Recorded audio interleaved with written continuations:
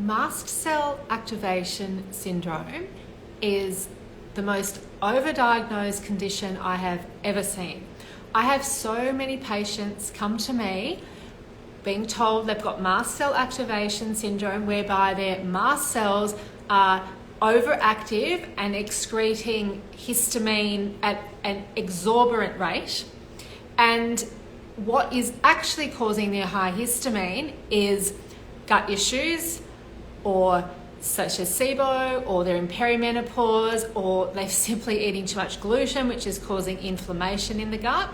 Okay, so I'm just jumping on live now to tell you about a patient of mine who came to me, very smart girl, PhD student, and she was told by the doctors that she got mast cell activation syndrome, and she had all the signs and symptoms of SIBO.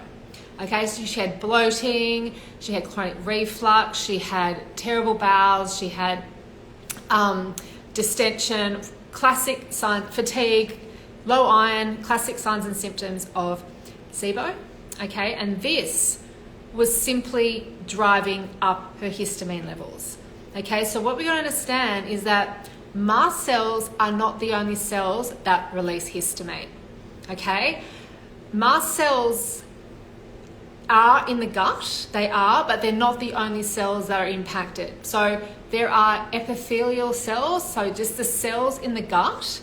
When they're challenged by inflammation, which can be coming from SIBO, absolutely, the cells will create histamine on the spot. They do not store histamine like mast cells do.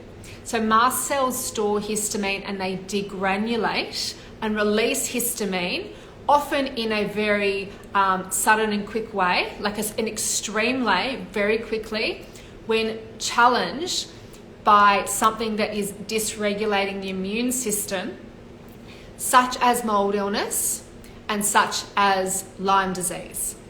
Okay, so mast cell activation syndrome is caused by something. Okay, so it is not as common as having histamine intolerance driven by gut issues and hormone imbalance. Okay, so one of the ways that you can look at understanding this is that you need to get to the root cause of your mast cell activation symptoms, okay, if you think it's that. So the first thing you need to do is look into mold illness. So we're about to do a whole series on mold illness.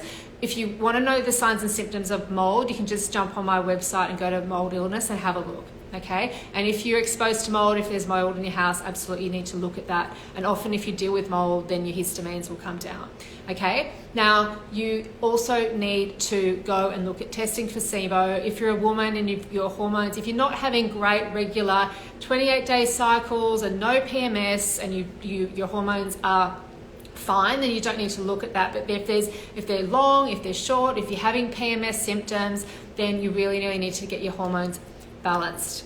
Okay, so the thing with the histamine at wear that I deal with is that if you reduce the inflammation in the gut and you get your hormones balanced, right? So if you treat SIBO, right? So you ensure you test SIBO, you treat it, you retest it. You start to add back in FODMAP foods and resistant starch, and you make sure your patient is having no histamine symptoms or any symptom from those foods. Then you can start to reintroduce histamine foods. And like my patient now, who's had great success, she can now tolerate histamine foods. Okay, now if she had mast cell activation syndrome, that would not be the case. Okay, her gut was simply overloaded with SIBO bacteria, taking FODMAP foods and resistant starch, converting into gas, causing the symptoms of SIBO and releasing histamine. Okay, so her histamine bucket was very high, and what also was happening is that because of the inflammation in the small bowel, the DAO enzyme becomes the excretion of DAO is less, so the net result is more histamine. Now, the DAO enzyme deals with histamine coming from the gut, and the DAO enzyme deals with histamine coming from food. So that's why you won't tolerate high histamine foods. So if you fix the gut and your DAO enzyme is now adequate and you're not releasing a lot of histamine, you should then be able to tolerate histamine foods. Okay, so always query a mast cell activation syndrome diagnosis. Well, syndrome, it means, well, we don't know what is causing it. Okay, so it's always caused by something, and if you need to look into all the causes, I do have those all in my e-bundle, and mold. Okay, so they're the major causes of high histamine. If it's mold illness, because of the chronic immune dysfunction mold illness causes, it can dysregulate your immune system so much that your mast cells go berserk. And it's very hard to calm it down. Okay, but if it's coming from the gut, we can fix it. We can reduce the inflammation, reduce the histamine, free up your DAO enzyme, and that will fix your histamine issues. I've just got a question. How long would you need to be on a SIBO restrictive diet to kill off the bacteria? Mandy, depends what diet you're doing. Like, we definitely do low FODMAP and low resistance starch, along with the specific herbs that you need, depending if it's hydrogen or methane. And you need to deal with biofilm.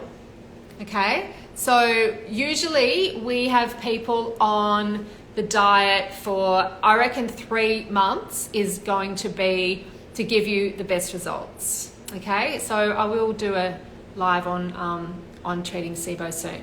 All right, guys, so just be wary that mast cell activation syndrome is overdiagnosed, and you need to question it. You need to question all the causes of why you've got high